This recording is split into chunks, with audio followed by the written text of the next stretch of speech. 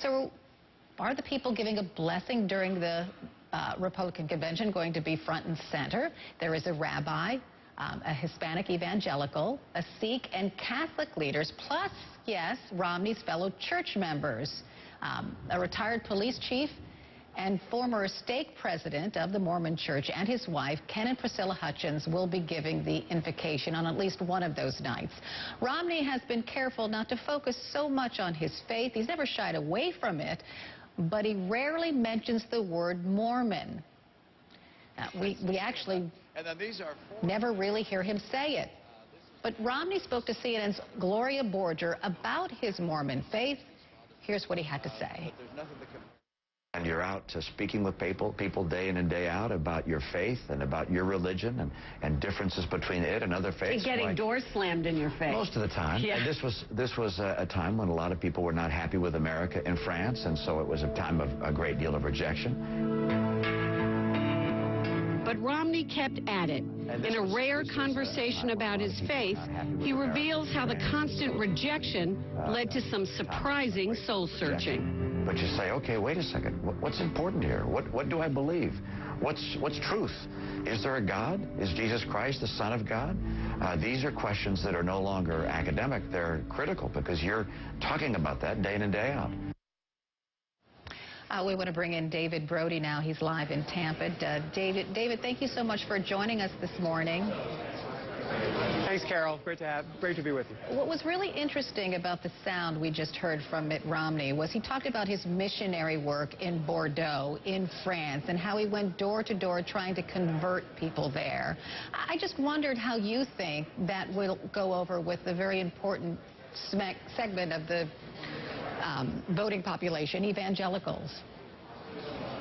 Well, look, Carol, anytime Mitt Romney is going to mention conversion and Jesus Christ and his Mormon faith, I mean, it's not going to play well with the evangelical base. And guess what? Newsflash, Carol, that's why he's not doing it. Gloria got him in a very interesting situation there. I mean, she did a great job of provoking some of that from him. But for the most part, he doesn't talk about it at all. You know, I had a chance to sit down with him. I've sat down with him in this campaign cycle, but I'm talking about back in 2007 when he was governor of Massachusetts. And I actually had a chance then to talk to him about it, about whether or not he thinks Mormonism is a cult in terms of his impressions about all of that. And he really stays away from all of that. He doesn't go there. And it's been something that has worked for him so far in this campaign. Clearly, he's going to accept the nomination Thursday night. Well, it was interesting that he would mention this missionary work in France because there are a lot of Catholics in France. Mitt Romney wants the Catholic vote. It's no accident that Cardinal Dolan will be giving the invocation on the last night of the Republican National Convention.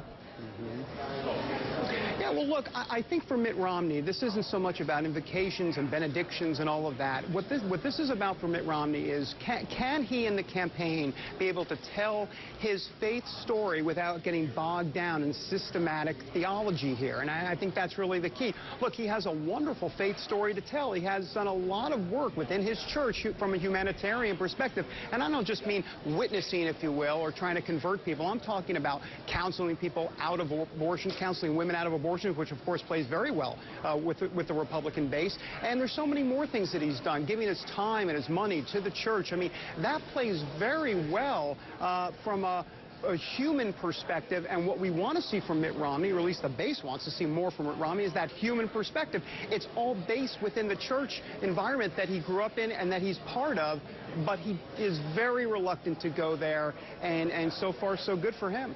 Okay, so we expect him to talk about his religion. You know, the Republicans and the Democrats will show a video about the candidate, and we expect Mitt Romney's work for his church to be in that video. But do you think that the word Mormon will be mentioned in the video or at the convention at all? I don't think so. You know, I traveled out to Salt Lake City and talked to elders within the church, and I've talked to, we were inside a sacrament service and actually talked to Mormon families out there. Look, they understand the scrutiny is coming. They understand the word Mormon brings up a lot more questions than it does answers. And so really from a political perspective, why even go there and bring up the M word that everybody's talking about? Because guess what, Carol, the interviews and I shouldn't say the interviews, but the actual Newsweek and Time Magazine magazine articles and all that. That's even coming out even more than you've seen. It'll start in September and October. I'm sure a lot of folks are working on stories right now, and they're going to delve into his Mormon faith because, you know, there'll be history here if he becomes president of the United States, the first Mormon president. It's a legitimate news story and something the Romney campaign needs to be ready to handle. David Brody, thanks so much. David Brody, chief political correspondent for the Christian Broadcast Network. Thanks so much for being with us this morning. Thanks, also tonight at 8 Eastern, as part of CNN's Republican National Convention coverage, a profile of the presidential nominee. Romney revealed family, faith, and the road to power. Followed at 9:30 Eastern by a preview of the convention itself. That's tonight on CNN. Last hour, we told you mandatory evacuation orders had been issued for residents